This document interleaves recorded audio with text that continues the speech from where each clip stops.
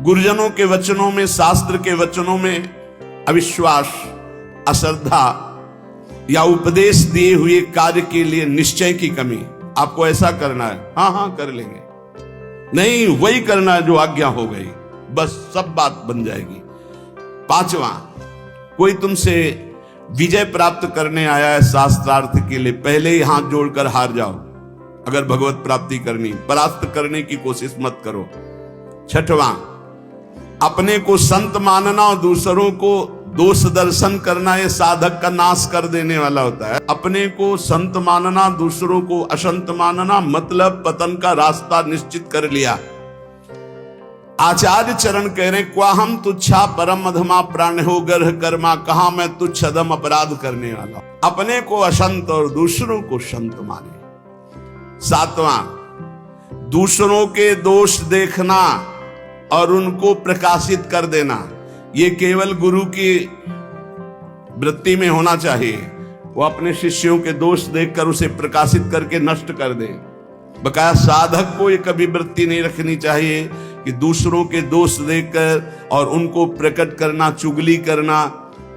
अगर साधक किसी के दोष देखता है तो उसी के सामने उसको फटकारे, तब तो मित्र माना जाएगा। और उसके चले जाने के बाद यदि पीछे चर्चा करता है तो उसे निंदा करते हैं, निंदा करने से पाप लगेगा। तुम्हारे अंदर वही दोष बहुतायत मात्रा में जागृत हो जाएगा। शब्द याद कर लो, अगर किसी के प्रति तुम्हारा दोष दर्शन है तो उसी के सामने कहो उससे, ए भाई हमने सत्संग में सुना है, ये जो तुम्हारी बात है ना ये ठीक नहीं है, इसको सुधार कर लो। तो निंदा नहीं मानी जाएगी। वो चला गया, इसके बाद आप उसकी चर्चा करते हैं, अब ये पाप होगा।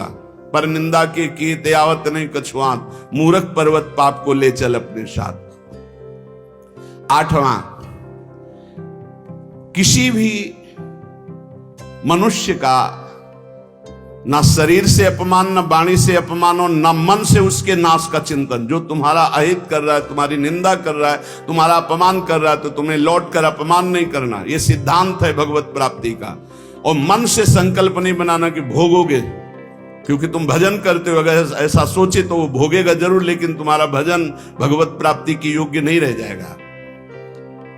नवा, पर चर्चा, बैठकर सदैव दूसरे के विषय की चर्चा। ये साधकों में कुछ दोष होते हैं, इसलिए इसका सुधार करना चाहिए। पर चर्चा, पर निंदा से साधक को बहुत बचना है। ये जबान बहुत दुष्ट है, इसको रोको, वाणी को रोको। वाणी एक अमोल है, जो कोई बोले जान, हे तराजू तौल के तब मुख बाहर आन। और 10वां, सीरियल, नाटक, सिनेमा, नौटंकी, ये सब साधक नहीं।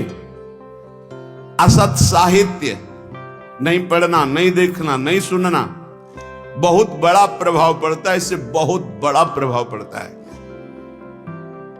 बहुत बड़ा प्रभाव पड़ता है। आपको अनजाने में पतन के मार्ग में आपको ले जाएगा।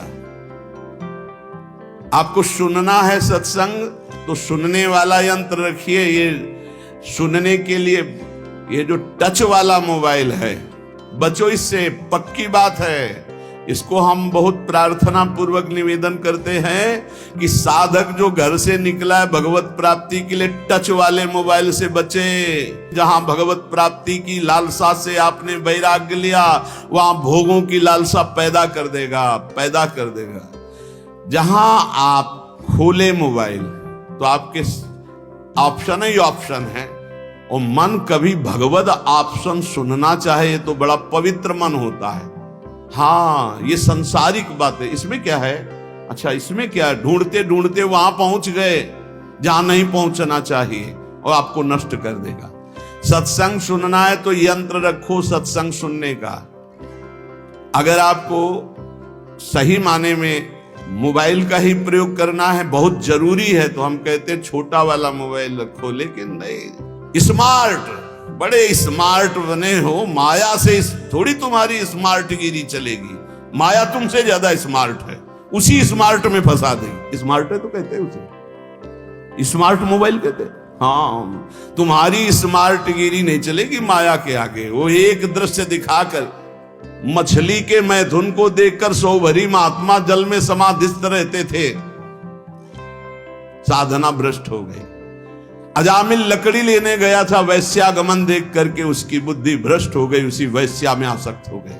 प्रार्थना है, बहुत है बिना मोबाइल के नहीं चलता तो 1800 वाला ले लियो, 2000 का जो नहीं आता इतना बड़ा। भाई बहुत है, बात करनी, कहीं कोई तुम्हारा पदाधिकारी हो तो भाई देख लियो।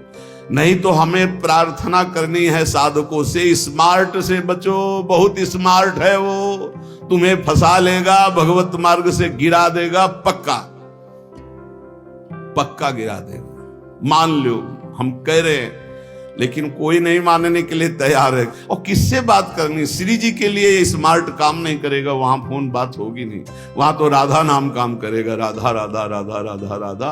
हाँ, कुछ ऐसी आवश्यकताएं हैं जिनकी जरूरत है, क्योंकि बिना उसके काम नहीं चल सकता। तो हम कह रहे जहां तक हो सके, और अगर किसी को बहुतय की रखना है तो बहुत हिम्मत करो, कसम खा लो कि कभी हम और क्षेत्र में नहीं जाएंगे। बहुत बड़ा क्षेत्र है। आज कोई भी व्यक्ति हमको प्रायः ऐसा नहीं दिखाई देता जिसकी कनपटी में मोबाइल ना लगा हो। भगवान का ये बहुत विचित्र कलयुग, भगवान ने ये यंत्र चलाया है, बहुत विचित्र। ये भगवान की बहुत माया चली। तो कह रहे नाटक, सिनेमा, फिल्म, सीरियल, समाचार, बचो भाई। अगर भगवत प्राप्ति करना है तो थोड़ा सावधान हो जाओ। 11वां, शास्त्र विरुद्ध कोई भी आचरण ना हो, नहीं तो भय को प्राप्त हो जाओगे। बड़े शेर दिल होकर के भी तुम्हें गुलामी ऐसे की सहनी पड़ेगी जो तुम सोच नहीं सकते। अगर अशास्त्रीय थोड़ा भी कर्म हुआ तो वही तुम्हें रौंद देगा। एक छोटा सा, एक नीच प्रवृत्ति वाला तुम्हारे ऊपर शासन कर लेगा। हमारी बात को समझना, जो लिखा है, शास्त्र विरुद्ध कोई भी आचरण तुम्हारे शेर दिल को रौंद देगा। शेर दिल का मतलब समझते हो? साधु सिंहवत होता है, बिल्ली बना देगा। वही तुम्हें डाउन होना पड़ेगा, वही तुम्हारी हंसी उपहास, वही तुम्हारी निंदा हो जाएगी, अशास्त्रीय आचरण। 12वां, बड़ों के आने पर खड़े हो जाना चाहिए, नहीं तो प्राण शक्ति कमजोर होती है। अपने से पूज्य और बड़े जन आवे तो हाथ जोड़कर खड़े हो जाने से हमारी प्राण शक्ति मजबूत होती है। पक्का मानो, ये जो दिल कमजोर हो रहे हैं ना, इसका कारण खान पान, व्यवहार अशास्त्रीय। ये जो सुबह 8-10 बजे तक सो रहे हैं, आयु नष्ट हो रही। ये जो नाना प्रकार के बाहरी भोजन कर रहे हैं, इनसे अपने यंत्र कमजोर हो रहे हैं। जो अशास्त्रीय कार्य हो रहे हैं, उनसे जीवनी शक्ति नष्ट हो रही, प्राण शक्ति कमजोर हो रही। पक्का मानिए, आज प्रायः लोग ऐसा ही है कि 1-2 बजे रात्रि के सोते हैं और 8-10 बजे जगते हैं। हमारी प्रार्थना है भुवन भास्कर उदय हो रहे और आप सो रहे, तो आपकी श्री, कीर्ति, यश, पवित्रता, प्राण शक्ति, जीवन शक्ति, इन सब का नाश हो रहा है। अरे प्रातः काल भगवान उदय हो रहे हैं, हाथ जोड़कर प्रणाम मात्र कर लो। नार्घ देव तो प्रणाम तो कर लो, भुवन भास्कर पधारे सूर्य नारायण। लेकिन नहीं, 10-11 बजे तक सोते। प्रायः दिनचर्या बन रही। सही माने में 10 बजे सो जाओ, 11, 12, 1, 2 दिन में 1 घंटा विश्राम। जिसको दिन में विश्राम नहीं तो 9 बजे सो जाओ। 5 घंटे सो जाना बहुत होता है। 5 घंटे बहुत। अभ्यास योग युक्तेन, जैसा आप अभ्यास कर लो वैसा। आपने अभ्यास कर लिया 3 घंटे में, तो 24 घंटे में 3 घंटे में काम हो जाएगा। आप अभ्यास कर लो। अरे साधना एक बार सोने का समय दे दिया, इसके बाद बस फिर नींद नहीं आनी चाहिए, फिर नींद नहीं आनी चाहिए हर समय ऐसे नींद। और 13वां, किसी भी वस्तु से या जीव से घृणा नहीं करनी। हमें प्रयोग नहीं करना, हमें घृणा नहीं करनी किसी भी वस्तु से, किसी भी जीव से। सब भगवान की सृष्टि, हमारे लिए जो आदेश है हम उसका खान पान करेंगे, उसका पालन। हमें घृणा किसी से नहीं, किसी से नफरत नहीं। ये घृणा नफरत ये भगवत मार्ग के पथिकों में नहीं होती।